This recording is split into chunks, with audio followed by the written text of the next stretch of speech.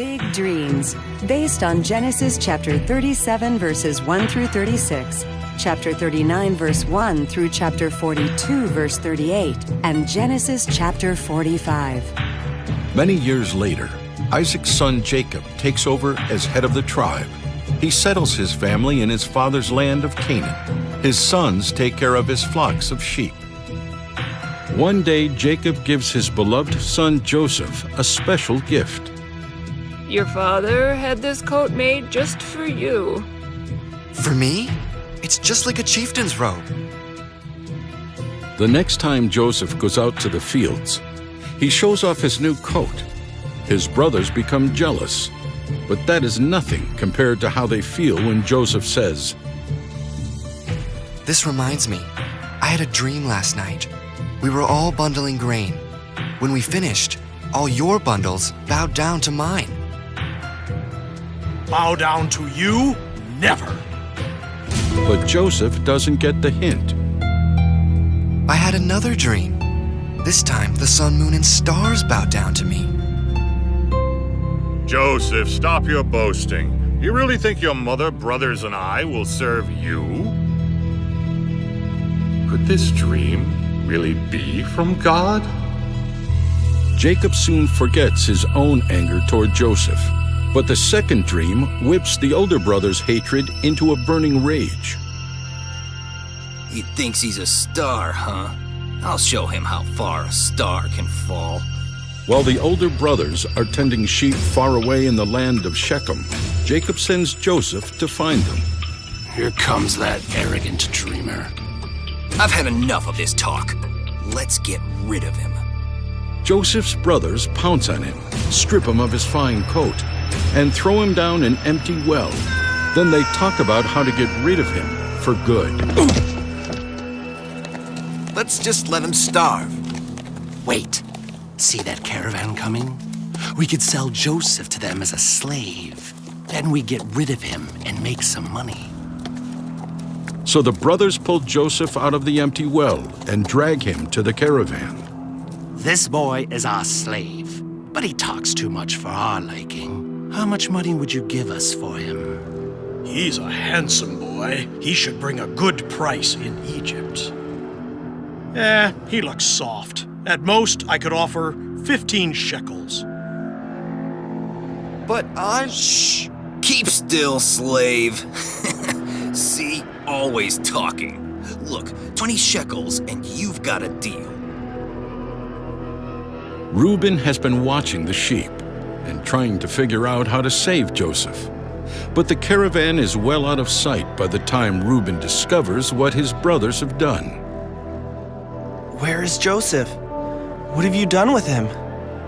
We sold him to some traders bound for Egypt. Joseph can annoy foreigners for a change. Here's your share of the money. Sold him? Oh no. What will we tell Father? We'll smear Joseph's coat with goat's blood. Father will blame wild animals. Back at home, the brothers carry out their cruel plan. We found this bloody coat, but we're not sure whose it is.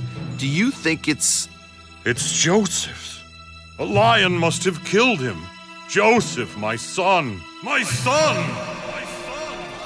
While Jacob mourns the death of his beloved son, Joseph is sold at auction in Egypt.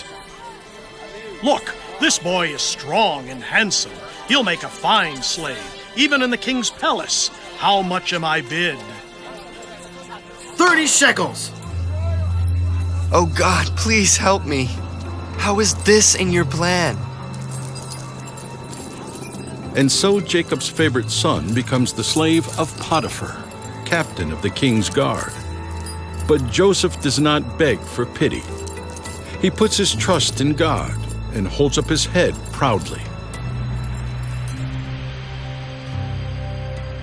Soon the spoiled young boy becomes a hard-working young man. Years pass, and Potiphar eventually makes Joseph manager of all his property. Things are better with Joseph in charge. He prays every day, asking his God to help him. But Joseph's success also leads to trouble. Potiphar's wife falls in love with the handsome young slave. One day, while Potiphar is away, Joseph, come sit beside me and tell me where you came from. Why are you here in Egypt? Thank you, but I have work to finish before Potiphar returns. Do you always have to think of Potiphar? He's my master. I won't be disloyal to him or disobey my God. No man can treat me like that and live.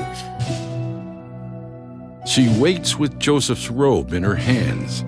When Potiphar returns, she greets him with tears in her eyes and a lie on her lips. Your Hebrew slave tried to take advantage of me. I screamed and he left. But he dropped his robe. Here, see it? I'll throw him into prison for this! Look who we have coming to join us in such fancy clothes. When he's been here as long as I have, he'll forget what it's like to wear such nice, clean clothes. Falsely accused, Joseph faces his first night in prison. But he is not afraid, and he is not alone, because God is with him. Joseph prays just as he has done every other night of his life. What God can save him? Leave him alone. He's braver than the rest of us. One long, hot day follows another. The prisoners quarrel over food, water, and the best place to sleep. One day, a fight breaks out. Stop it! Fighting won't make life any better. Even in prison, God is with Joseph. Through these trials, God is forcing Joseph to learn patience and leadership. When the keeper of the jail discovers that Joseph maintains peace in the prison, he puts Joseph in charge of the other prisoners. One day, the king's baker and butler are thrown into prison for offending the king. Both men have dreams that disturb them and come to Joseph for help. What do you think my dream means? In 3 days, your head will be lifted up, and Pharaoh will give you back your high position. You will be the king's butler again. And please, when my words come true, ask Pharaoh to release me from prison. I am an innocent captive. Now tell me what my dream means. Like his would be nice. I'm very sorry. Your dream shows that in 3 days, your head will be lifted off. You will be hanged up high by Pharaoh. Joseph's words come true. 3 days later, one man is executed, and the other returns to serve the king. But the butler forgets his promise to put in a good word for Joseph. 2 years go by. One day, Pharaoh summons his butler. No wine for me today. I have had a disturbing dream, and no one in my whole kingdom can tell me what it means.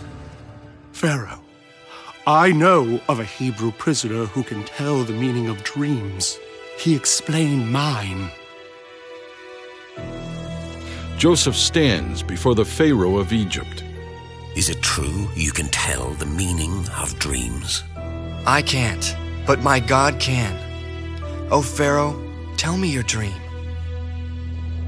I saw 7 fat cows come out of the Nile River. Then I saw 7 skinny cows come up and eat up the fat ones. God is warning you that there will be 7 years of good crops, followed by 7 years of famine. You should appoint a wise officer to store grain during the 7 good years. Then there will be food for everyone during the 7 years of famine. Who is wiser than you, since God is with you? Pharaoh quickly calls the officers of his court. As they watch, he puts his own ring on Joseph's finger. I have put you in charge of all of Egypt as my governor. Only I, Pharaoh, will be greater than you. All too soon, the bad years begin. As the famine continues, people come from other countries that have run out of food. Only Egypt, warned by God, has stores of grain.